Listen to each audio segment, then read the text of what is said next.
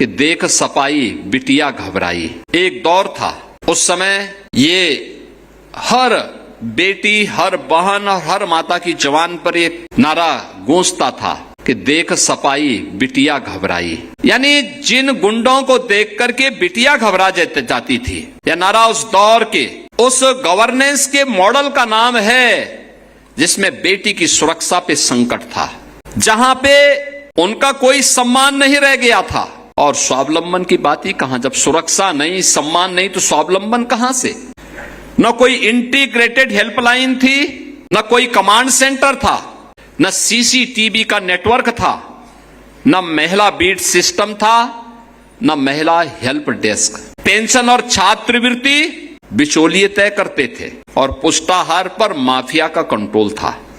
उत्सव से पहले उपद्रव हो जाते थे और कर्फ्यू जब लगता था तो सबसे ज्यादा परेशानी होती थी माताओं बहनों को।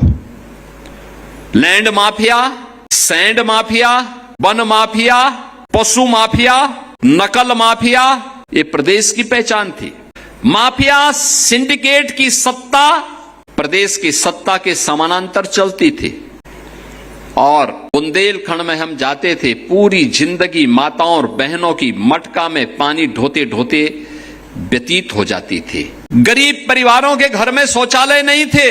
माताएं, बहनें, बेटियां अंधेरा होने का इंतजार करती थी। उस दौर की बेटी के सामने सुरक्षा नहीं थी, किस्मत का वो इंतजार करती थी। निराश्रित महिला पेंशन, वृद्धावस्था पेंशन, छात्रवृत्ति, हर योजना में कमीशन की काली साया मंडराती थी। मुद्रा योजना का पैसा हो या पुष्टाहार का बजट, ये सब रास्ते से ही गायब हो जाते थे। गरीब की बहू बेटी अपने आप को सुरक्षित महसूस करती थी। बेटी के जन्मदिन पर बधाई नहीं, लोग चिंता होती थी, क्योंकि परिवार को पढ़ाई और शादी दोनों का बोझ दिखता था। और जहां पे बेटी सुरक्षित नहीं, जहां उसका सम्मान नहीं, कहां से स्वावलंबन होता है? परिणाम था पूरे यूपी के अंदर मात्र 12% बेटियां ऐसी थी जो अपने पैरों पर खड़े होकर के कहीं काम धाम करने के लायक हो पाती थी। नकल एक उद्योग बन चुका था और विपरीत परिस्थितियों के बावजूद मेधावी बेटी मेहनत करती थी।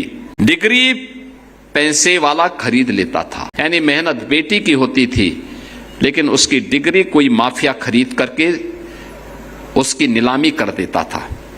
नौजवान, व्यापारी और कारीगर सब पलायन करने के लिए मजबूर थे।